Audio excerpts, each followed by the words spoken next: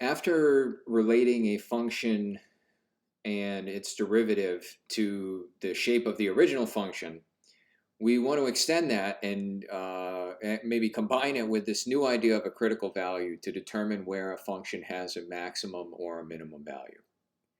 Now, the kind of ingredients of this are to be able to find a derivative, to know what a derivative tells us about a function and whether it's increasing or decreasing, and also to be able to find critical values of a function.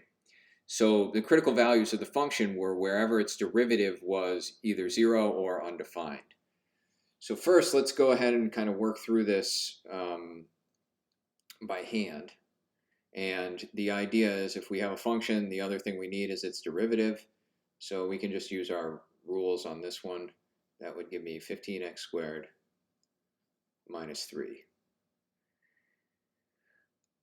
All right. Now, where does this thing equal 0?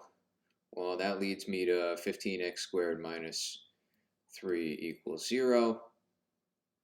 And it would be defined everywhere. There's no problem with squaring any kind of number. So we don't have any critical values for where this is not defined. And right, we just have to solve this for where it equals 0. So we move the 3 over, divide by 15, we get x squared equals 3 over 15, or 1 over 5.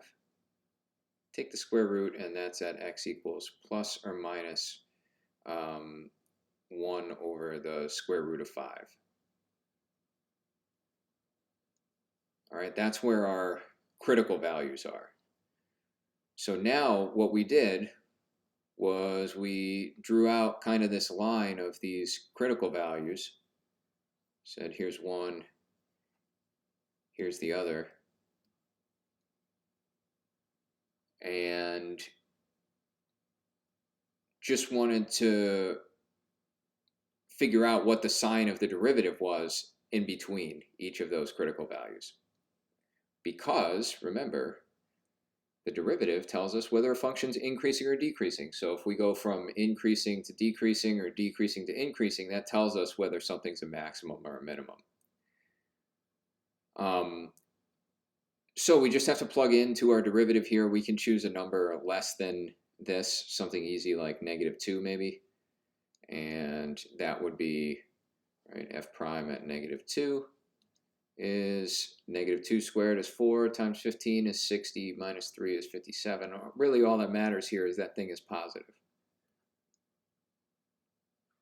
Easy value in between is 0. 0 minus 3 is -3, so it's negative.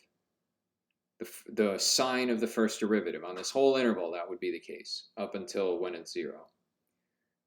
In between here, the whole interval, the sign of the derivative would be negative at every point. Something has to go through 0 or be undefined to change signs. And then out here, maybe we can choose 2. Again, we get a positive number back. So this tells us that our function at this critical value changes from increasing to decreasing. What would that look like? Maybe something like this. So that's a maximum. Similarly, over here, we have from decreasing to increasing.